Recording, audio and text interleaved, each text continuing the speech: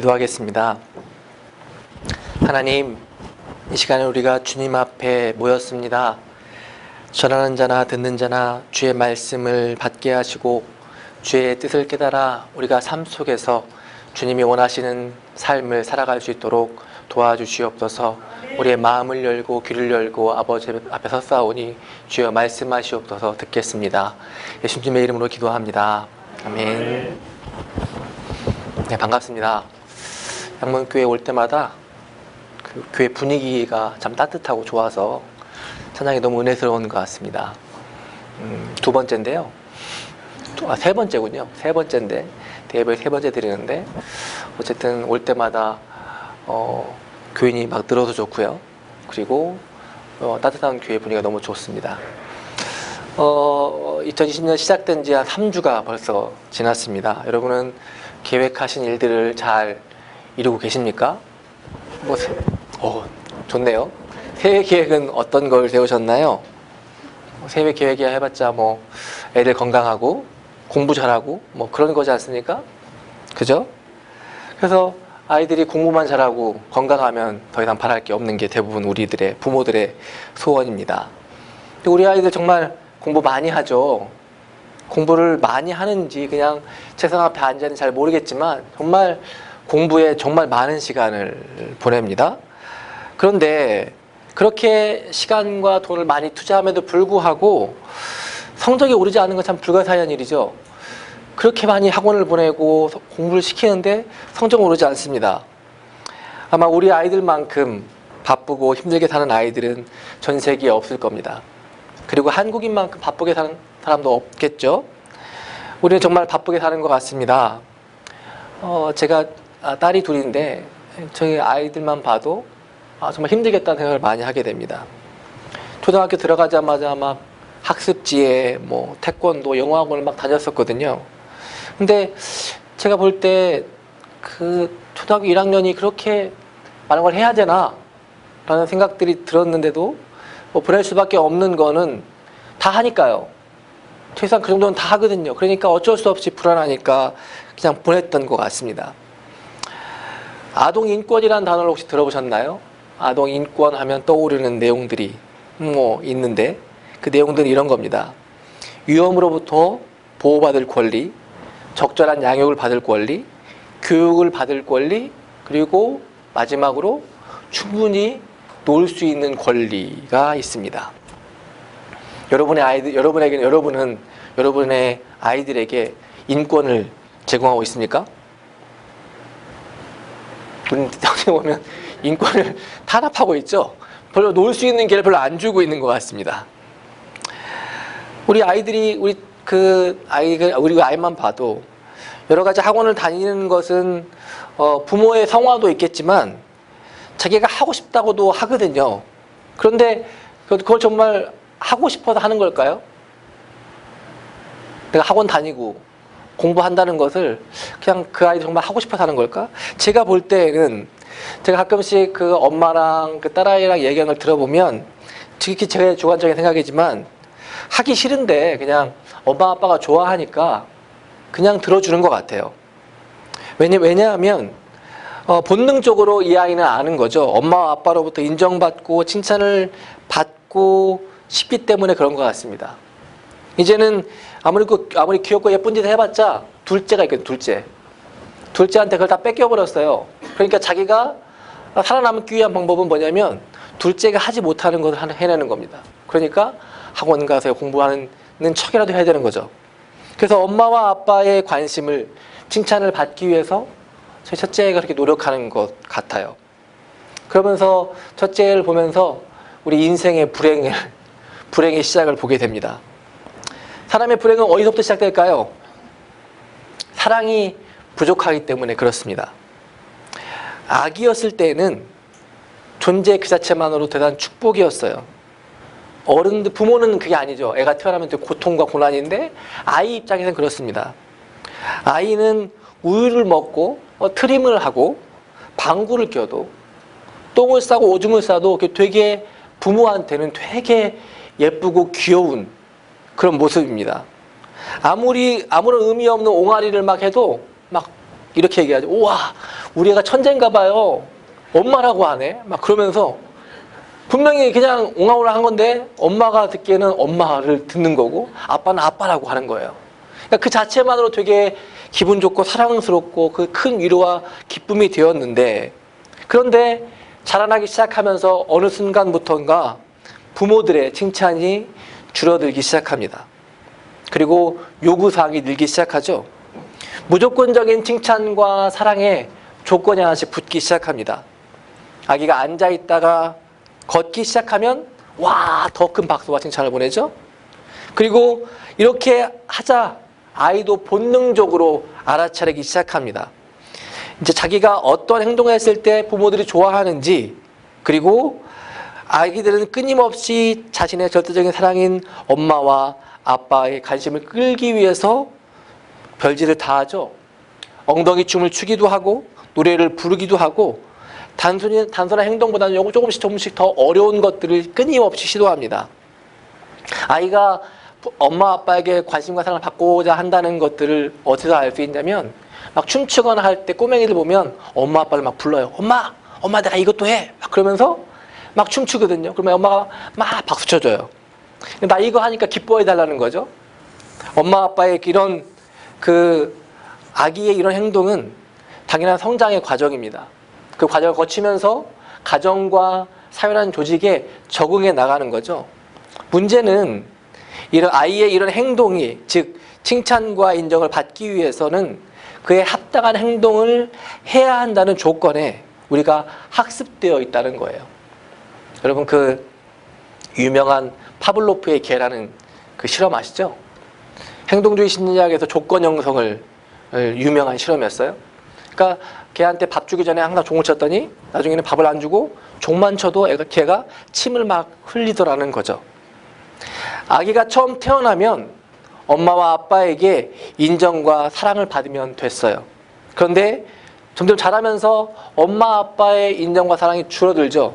그리고 도리어 인정과 사랑을 받아야 될 대상들이 늘어납니다.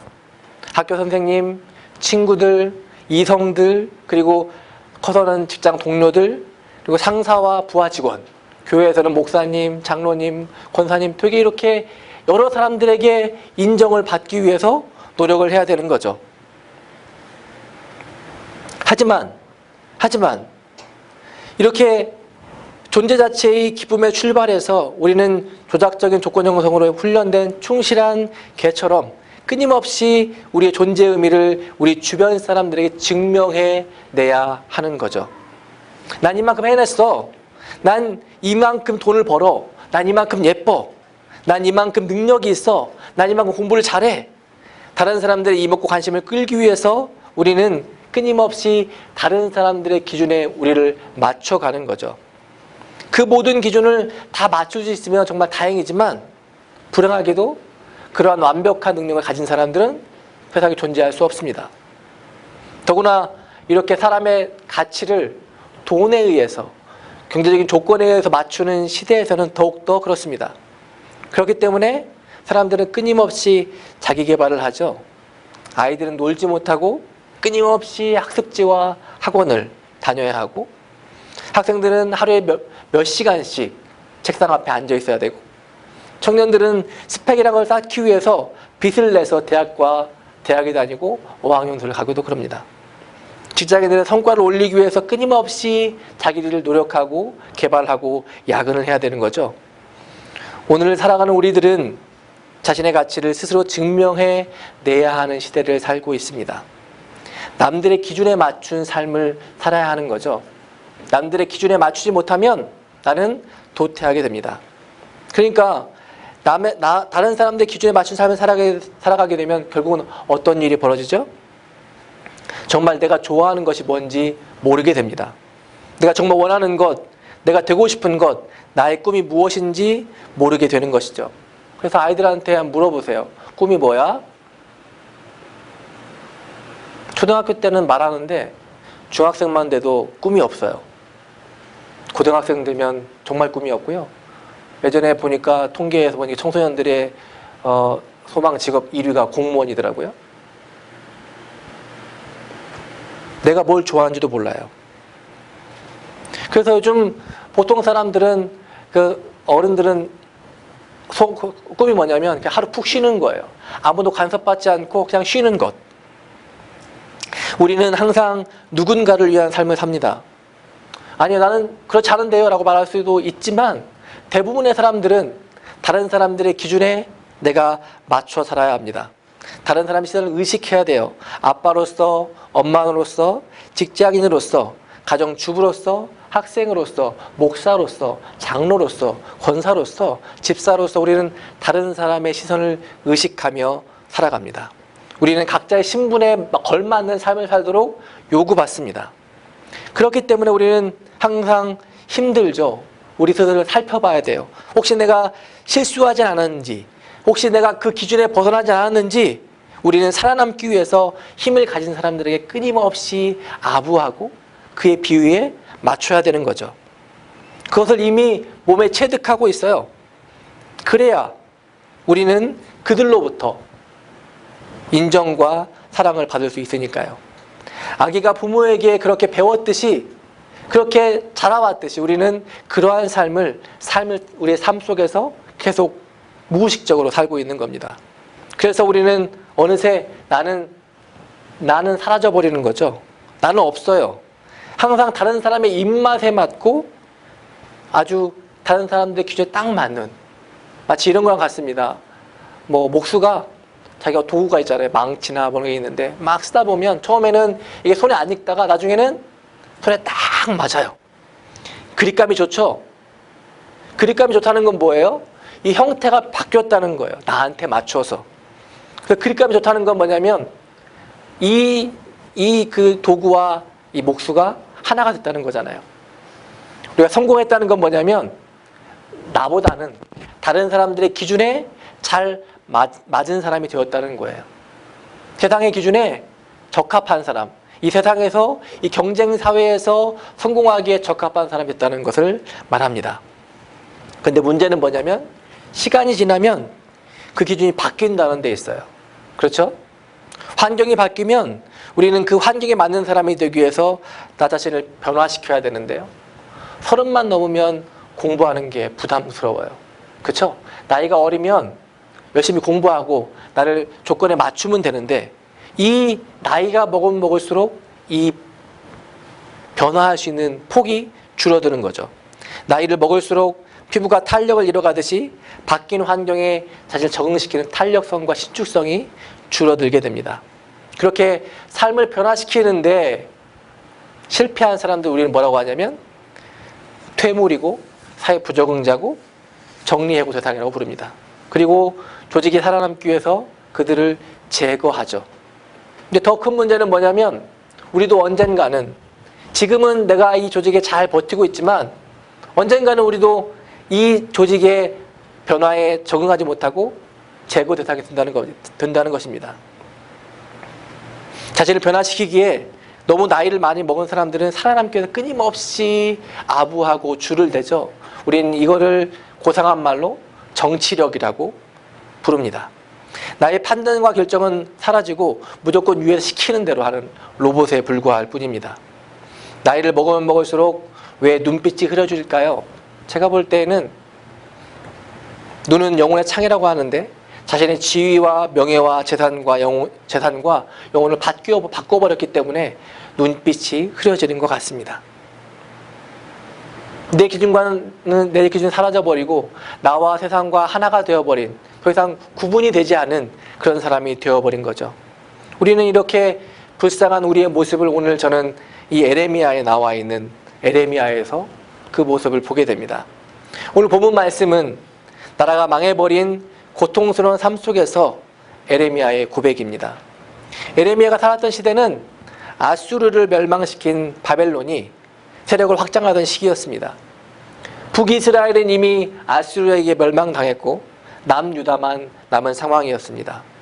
약소국이었던 힘없던 유다는 살아남기 위해서 신흥제국 바벨론과 남쪽에 있는 이집트 사이에서, 애굽 사이에서 이렇게 눈치를 봐야 했습니다. 고래 싸움에 새우등 터지는 꼴이죠. 힘없는 자가 살아남기 위해서는 힘 있는 자에게 비율을 맞춰야 되는 상황입니다. 당시 그 유다의 상황은 우리나라 조선시대의 광해군과 인조시대랑 비슷합니다. 광해군 때 뭐가 있었죠? 선조, 임진왜란이 있었어요. 임진왜란 때 명나라가 도와주죠. 그래서 임진왜란을 벗어납니다. 그런데 광해군이 인조반정을 통해서 바뀌죠. 그러면서 그 시대가 명과 청이 교체하는 시기였어요. 그러니까 어떻게 보면 우리 힘없는 조선으로서는 살아남기 위해서 이 양쪽을 잘 해야 되는데 인조반정, 인조가 들어오면서 4대의 의회를 갖췄거든요. 임진왜란 때 우리를 도와준 명을 배반할 수 없어 라고 하면서 계속 커가는 청을 무시하고 명에 붙었어요. 그러니까 어떻게 됐죠? 병자호란이 일어납니다. 쳐들어오는 거예요. 그때랑 상황이 너무 비슷해요.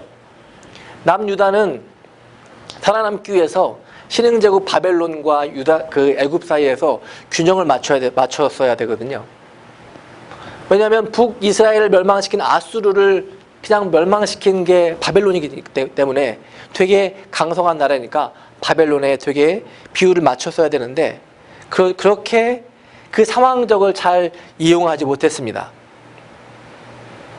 왜냐하면 이집트는 애굽은 지리적으로나 그 심령적으로 되게 가까운 나라였어요. 왜냐하면 그 아브라함이 처음 왔을 때도 가나안 땅에 왔을 때도 애굽 땅에 갔었고, 그리고 요셉이 애굽의 총리였었고, 그리고 거기에 400년 동안 있으면서 큰 나라를 이루었거든요. 그리고 애굽은 가나안 땅에서 한 일주일 정도만 걸어가면 되는 나라였어요. 그러니까 되게 가깝기도 하고 되게 친숙한 나라였지만 바벨론 너무 멀었거든요. 비록 아브라함의 고향이 갈대아우르가 바벨론 그 지역에 있었지만 되게 떠나온 지 너무 오래됐고 거리도 멀었기 때문에 되게 먼 나라였어요. 그래서 이제 그 문제는 이렇게 양쪽에서 균형을 맞춰야 함에도 불구하고 유다가 그러지 못했어요. 그때도 분명히 그 유다 신료들은 친 바벨론파와 친 애굽파가 나뉘었을 겁니다. 그런데 멀리 있는 호랑이보다 가까이 있는 늑대가 더 무서운 거거든요. 그래서 이집트파가 친 애굽파가 승리했어요. 그래서 애굽 편에 서게 됩니다. 그리고 결국 나라가 망하게 되죠. 에레미야는 분명히 그들을 향해서 외쳤어요. 야, 애굽을 의지하지 마라. 바벨론을 차라리 항복해. 그러면 너희가 목숨을 건질 거야. 네가 살아남을 거야. 하나님이 이 땅에 심판을 선포했어. 그러니까 어서 바벨론에 항복해라고 말했어요. 그런데 그 누구도 에레미야의 말에 귀를 기울이지 않았죠. 유다가 멸망한 것은 뭐 때문이죠? 왜 망했습니까? 힘이 없어서?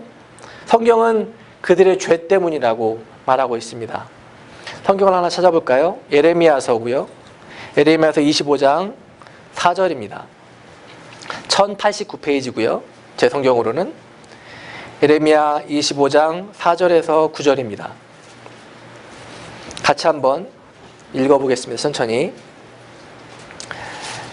예레미야 25장 4절에서 9절 제가 같이 읽겠습니다. 그러므로 여호와께서 그의 모든 종 선지자를 너희에게 끊임없이 보내셨으나 너희가 순종하지 아니하였으며 귀를 기울여 듣지도 아니하였도다. 그가 이르시기를 너희는 각자의 악한 길과 악행을 버리고 돌아오라. 그리하면 나 여호와가 너희와 너희 조상들에게 영원부터 영원까지 준 그 땅에 살리라. 너희는 다른 신을 따라다니며 섬기거나 경배하지 말며 너희 손으로 만든 것으로서 나의 노여움을 일으키지 말라. 그리하면 내가 너희를 해하지 아니하리라 하였으나 너희가 내 말을 순종하지 아니하고 너희 손으로 만든 것으로서 나의 노여움을 일으켜 스스로 해하였느니라. 여호와의 말씀이니라. 그러므로 만군의 여호와께서 이와 같이 말씀하시느니라. 너희가 내 말을 듣지 아니하였느니라.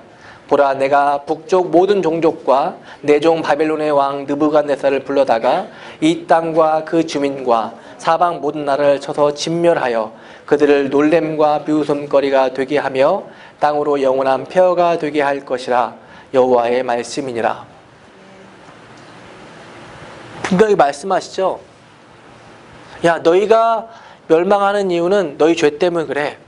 너희가 내 말을 듣지 않았어. 끊임없이 선지자를 보내면서 회개하라고 했는데 나를 믿지 않고 뭘 섬겼다고요?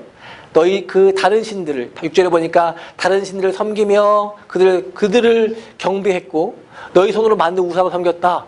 그래서 내가 느부갓네살을 불러다가 여기 심판할 거야 라고 말한 거죠.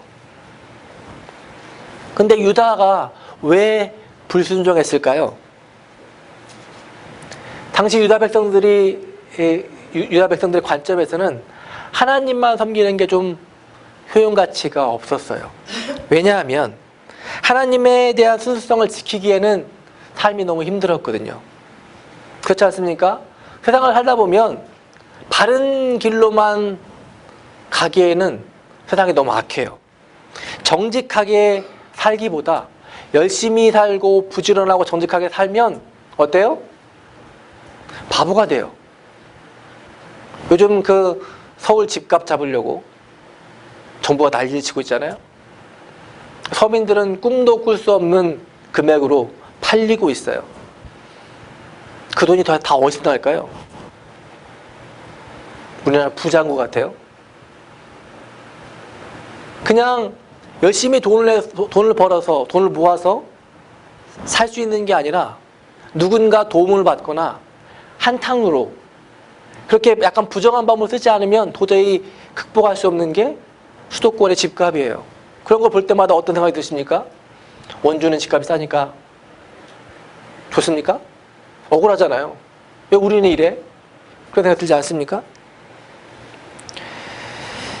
유다 백성들이 보기에 당시에 세상을 살다 보니까 하나님만 믿어서는 안 될 것 같았어요. 잘 살고 강성한 이웃나라를 보니까, 바벨론을 보니까 우와 저런 신 섬기네? 애굽을 보니까 우와 저 신도 섬기네? 부러운 거죠. 다른 나라가 잘 사는 이유가 뭘까? 보고 배운 거예요. 그래서 그들의 나라의 신들을 섬기는 거죠. 그런데 그들의 나라의 신들을 섬기기만 하며 섬기고 여호와 하나님을 버릴 수 없으니까 어떻게 해요? 같이 섬기는 거죠. 하나님과 이웃나라 우상들을 같이 섬기게 됩니다. 우리도 마찬가지죠. 우리 살다 보면 하나님 말씀대로 살려고 노력하죠. 하나님 말씀은 우리에게 뭘 요구하세요? 정직해라, 사랑해라, 용서해라. 그 말이 뭐예요? 바보가 되라는 거예요. 욕심 부리지 마. 돈은 일만하게 뿌리야. 하나님이 모든 걸 다 채우실 거야. 믿음이 적은 자들아, 무엇을 먹을까 무엇을 마실까 염려하지 마. 하나님이 다 먹이셔. 하나님이 다 채워주실 거야. 한날 괴로움은 그날 좋게. 그러니까 욕심 부리지 말고 정직하게 살아 라고 요구하시거든요. 근데 그렇게 살면 어떻게 돼요? 바보가 돼요. 망하거든요. 남들 집 살 때 나는 월세 살아야 되는 거예요. 세상에 살아남기 위해서 우리는 타협해야 합니다. TV에 나오는 구속되거나 비리를 저지른 사람들이 처음부터 나쁜 사람들이었을까요? 아니요. 그렇지 않습니다. 제가 요즘 도박 중독자분들을 상담하는데 그분들을 얘기하면 그분들과 상담하면서 가장 느낀 게 뭐냐면 이분들은 태어나면서부터 난 도박 중독자가 돼야지 라는 분은 한 분도 없어요. 살다 보니 그렇게 된 거예요. 그 중에는 되게 착하고 성실한 아들도 있었고 남편도 있었는데 우연치 않은 기회에 빠지게 되니까 도박의 망을 뺏기다 보니까 중독자가 되는 거죠.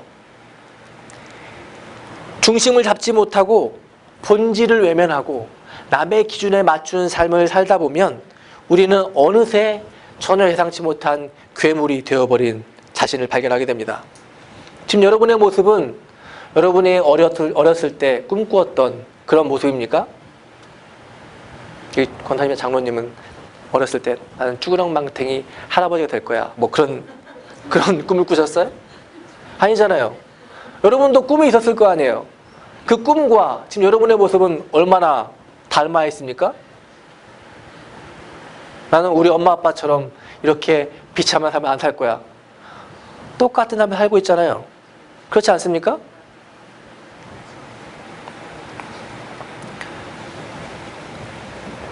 유다 백성들도 나라가 망하는 걸 바라지 않았어요. 그런데 어느새 망해버리고 다 잡혀가 버렸어요. 그렇다면 유다가 망할 것이라고 예언했던 예레미야는 어땠을까요? 우와, 통쾌하다 그랬을까요? 잘됐다, 내가 그렇게 얘기했는데 말한테 잘됐다, 통쾌했을까요? 오늘 말씀을 보시면 나와요. 본문 말씀 에레미야가 3장 19절을 보시면 이렇게 나와요. 내 고초와 재난과 곧 쑥과 담즙을 기억하소서. 에레미야 삶은 되게 고통스러운 삶이었어요. 생각해 보세요. 자기 민족한테 너는 망할 거야. 너는 네 죄 때문에 망할 거야, 이 나라는. 그러니까 차라리 항복해. 마치 그 조선 말기에 일제가 막 들어와서 막 난장판을 치고 있는데, 야, 항복해. 일본에 굴복해. 일제에. 그럼 살아남을 거야 라고 말하는 거 똑같아요. 그러니까 에레미야는 거의 매국노였어요. 에레미야의 삶을 보면 옥에도 갇히고 죽을 뻔한 위기를 몇 번 넘기면서 살아남고 있어요. 그러면서 그리고 자기가 한 예언 때문에 자기 백성들이 결국은 망한다는 걸 알고 있었기 때문에 되게 고통스러운 삶을 살았고 망한 족을 보면서 그는 한없는 슬픔에 빠졌습니다. 20절에 보니까 내 마음이 그것을 기억하고 내가 낙심이 되었어요. 고통이 있는 거죠. 에레미야가 처한 지금의 상황은 세상에서 살아남기 위해 자신의 영혼을 팔면서 버텨왔지만 끝내 버림받은 우리랑 너무 비슷해요. 그 누구도 실패하거나 망하는 것을 꿈꾸진 않아요. 그런데 우리는 어느새 망하는 길로 가고 있습니다. 그렇지 않습니까? 젊은이들이 이 땅을 헬조선이라고 불러요. 희망이 없다라고 말하면서 고통스러워합니다. 누가 이렇게 만들었어요?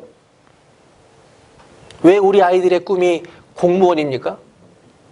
왜 과학자가 되면 안 되고 연예인이 되면 안 되고 그냥 안정과 왜 평안한 길로만 가야 됩니까? 왜 도전하면 안 되고 왜 이렇게 다 고통스러운 환경이 되어버렸죠? 누구의 죄입니까? 누가 이 희망을 꺾어버렸죠? 이 상황이 되면 우리는 하나님께 묻습니다. 하나님, 왜 이렇습니까? 도대체 왜 이럽니까? 난 매주 교회 나와서 예배 드리고요. 11조도 드리고 감사헌금 드리고 찬양도 하고 아까 영광의 박수도 치고 돈 좀 이렇게 달라고 박수도 치고 그런데 왜 내 상황은 내 기도와는 전혀 다른 방향으로 가고 있습니까? 도대체 나는 어디까지 하나님을 믿어야 합니까? 라는 기도를 하게 됩니다. 여러분 안 하시지만 저는 기도하거든요. 불만이 많아요. 억울한 것도 많고 여러분은 믿음이 좋으셔서 억울하지 않겠지만 저는 억울하거든요. 왜 이렇죠? 기드온이 하나님께 부름받을 때 천사가 와서 하나님의 용사여, 하나님이 너와 함께 계시다 라고 하니까 기드온이 듣자마자 그런 말을 해요. 아니, 하나님이 나와 함께 계시다면 내가 이 모양 이 꼴이 맞습니까? 그가 했던 게 뭐예요? 포도주 틀에서 타작을 하고 있었거든요. 지질이 궁상을 떨고 있었어요. 성경에 나오는 우리 조상들이 말했던 그 능력 많은 하나님은 도대체 어디 있고 다 사라져버리고 지금 우리는 굴이나 근데 숨어서 다른 나라 민족들을 무서워하며 살아야 됩니까? 라고 질문하는 거죠. 되묻는 거예요. 왜 이렇습니까? 도대체 내가 어디까지 믿어야 됩니까?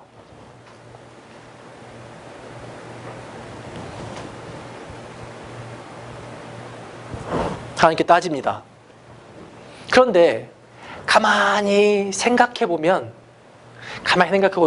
이 땅을 누가 만들었나요? 이렇게 만든 거는 저와 여러분이 만든 겁니다. 이 땅이 이렇게 혼란스러운 거는 우리가 뽑은 지도자들이 이렇게 만들었어요. 결국은 뭐예요? 우리의 욕망이, 우리 욕심이 결국은 그들에게, 지도자들에게 표출됐고, 그 지도자들이 자기들의 욕심을 따라 이 땅을 이렇게 만들었어요. 어쩌면 이 땅이 이렇게 힘든 이유는 기성세대의 잘못만이 아니라 이 땅의 기독교인인 우리가 주님이 말씀하신 것처럼 세상의 빛과 소금의 역할을 다하지 않았기 때문에 이렇게 악하게 된 것은 아닐까요? 세상의 불의와 부정에 눈 감고 이 땅의 성공과 부유라는 것에 정신이 팔려서 하나님의 공의와 정의는 사라져버리고 내 욕심에만 사로잡혔기 때문에 결국은 이 땅이 이렇게 된 건 아닐까요? 절망에 빠진 세상 사람들은 술이나 마약 같은 데 빠질 수 있습니다. 하지만 우리는 그럴 수 없잖아요. 기독교인들은, 하나님 믿는 사람들은 그럴 수 없습니다. 실패하고 또 겪는 우리들은 다시 하나님께 나와서 기도하는 거죠. 하나님, 도대체 우리가 어디까지 믿어야 됩니까? 우리가 얼마나 더 해야 합니까? 라고 부르짖는 거죠. 그런데 앞에서 말씀드렸다시피 지금 이 상황은 하나님께서 만드신 상황이 아니에요. 우리가 만든 거죠. 그리고 이 상황 속에서 이 절망 가운데 하나님께 부르짖으면 하나님이 대답을 잘 해주십니까? 응답이 잘 와요? 여러분 믿음이 좋으시니까 응답이 잘 오시겠죠? 전 잘 안 와요. 답이 없어요. 하나님은 쉽게 대답해 주지 않아요. 그럼 어떻게 해야 될까요? 오늘 보니까 예레미야는 어떻게 했냐면 19절에 보니까 내 고초와 재난과 곧 쑥과 단접을 기억하소서. 내 마음이 이것을 기억하고 내가 낙심되오나, 그걸 고통을 기억하기 너무 힘들고 고통스럽고 낙심돼요. 그러면서 20절, 21절에 보니까 이것을 내가 내 마음에 담아두었더니, 내 마음에 담아두었어요. 고통을 회피하지 않은 거죠. 현실을 외면하지 않은 거예요. 그냥 있는 그대로 본 거죠. 우리는 가끔씩 하나님께 와서 기도하면서 현실을 잊으려고 해요. 그럼 자연스러운 겁니다. 하지만 그렇다고 현실이 없어지나요? 아니에요. 현실은 그대로 있습니다. 예레미야의 방식은 뭐였냐면 현실을 외면하지 않고 있는 그대로 그걸 받아들이는 거였어요. 내 고초와 재난, 곧 쑥과 담즙을 기억하고 그걸 내 마음에 담아두는 거죠. 그러면서 그렇게 그 고통을 되씹으면서 그들의 삶을, 지나온 삶을 뒤돌아본 결과는 어떻게 바뀌었습니까? 21절 하반절에 보니까 그것이 오히려 나의 소망이 되었사옴은 여호와의 인자와 긍휼이 무궁하심으로 우리가 진멸되지 아니함이니이다.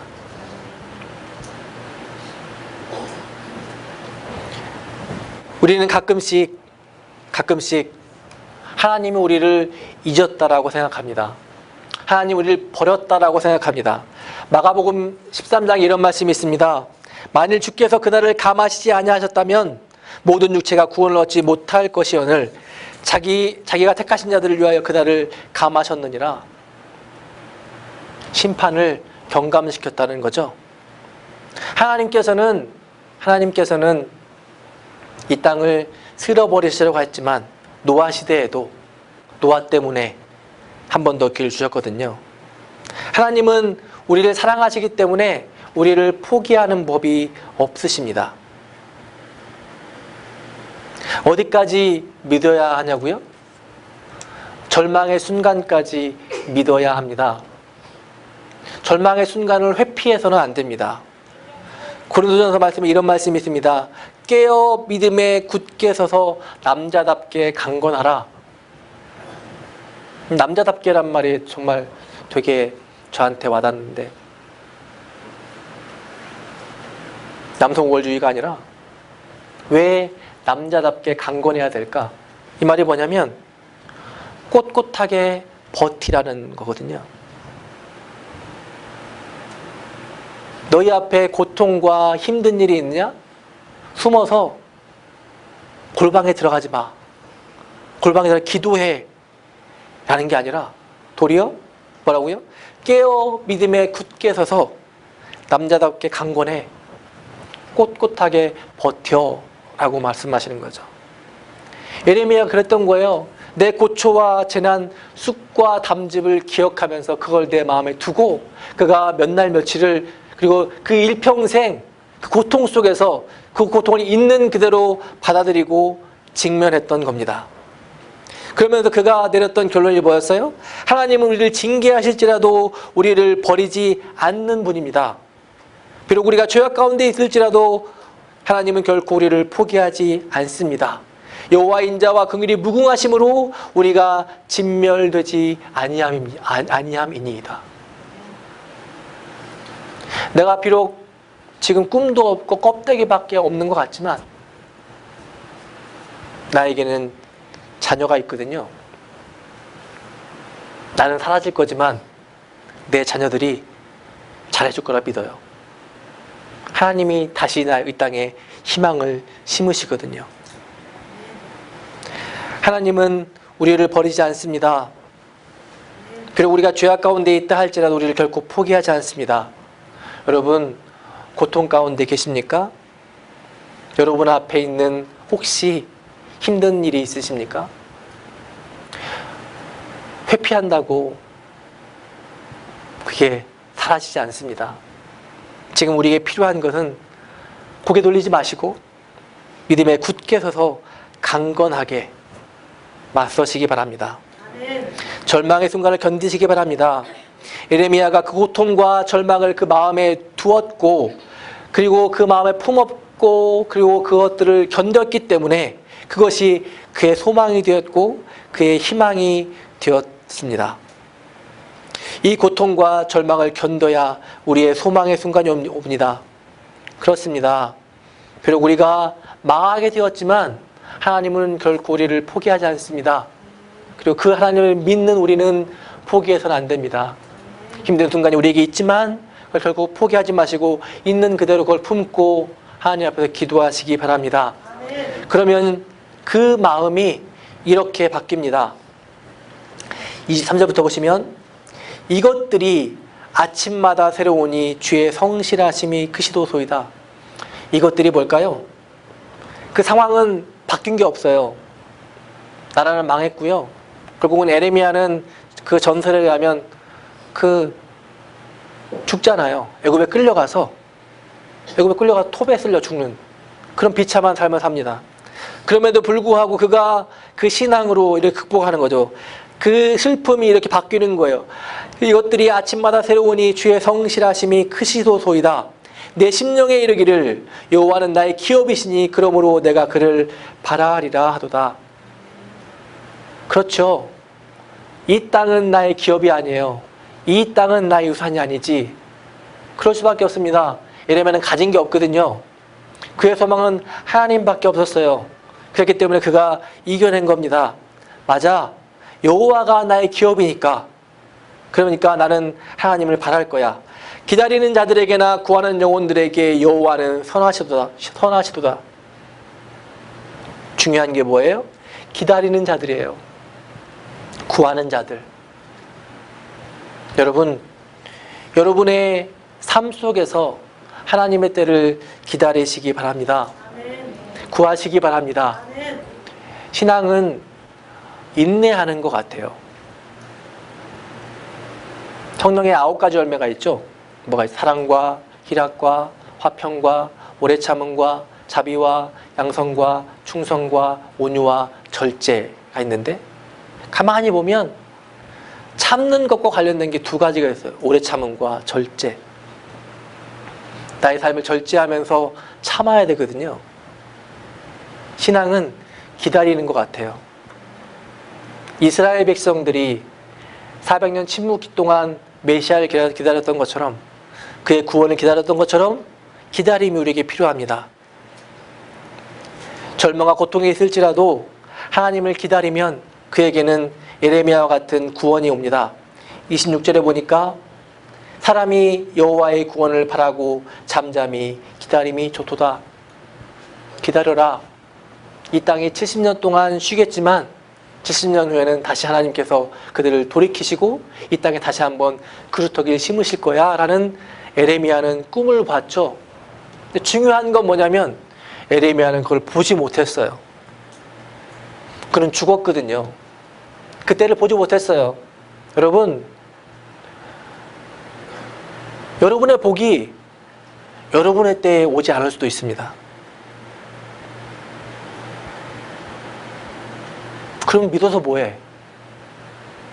아니에요. 에레미야가 그랬던 것처럼 우리도 그래야 합니다. 그래야 희망이 있어요. 내가 견뎌줘야, 그루터기가 견뎌줘야 싹이 나잖아요. 비록 내가 힘들고 고통스러운 상황이 있을지라도 내가 버텨줘야 우리 아이들이 살 수 있습니다. 여러분, 이 땅이 악하고 괴롭다 할지라도 기독교인들이 버텨줘야 이 땅에 희망이 있습니다. 여러분, 이 땅은 돈을 향해서, 명예를 향해서, 권력을 향해서 뛰라고 말합니다. 네 이것을 짓밟아. 너만 성공하면 돼. 라고 얘기합니다. 그런데 하나님은, 예수님은 그러지 않습니다. 오른뺨을 때리면 왼뺨을 대. 거둬달라면 속까지 줘. 희생해. 라고 말합니다. 과연 기독교인들이, 우리 하나님 믿는 사람들이 예수님이 원하셨던 그 말씀들을 10%, 절반만 행했다면 이 땅은 그렇게 악해지지 않았을 것 같아요. 여러분, 고통 가운데 있다 할지라도, 지금 현실이 나를 배반한다 할지라도 우리는 지금 견뎌야 할 이유가 있습니다. 그리고 하나님께서 우리에게 견디기를 요구하십니다. 기다려라. 그러면 아침마다 새로운 주의 성실하심과 주의 구원하심이 우리 때에, 아니면 자녀의 때에, 언젠가는 이 땅에 하나님의 나라와 하나님의 은혜가 임할 것이라고 믿습니다. 기도하겠습니다.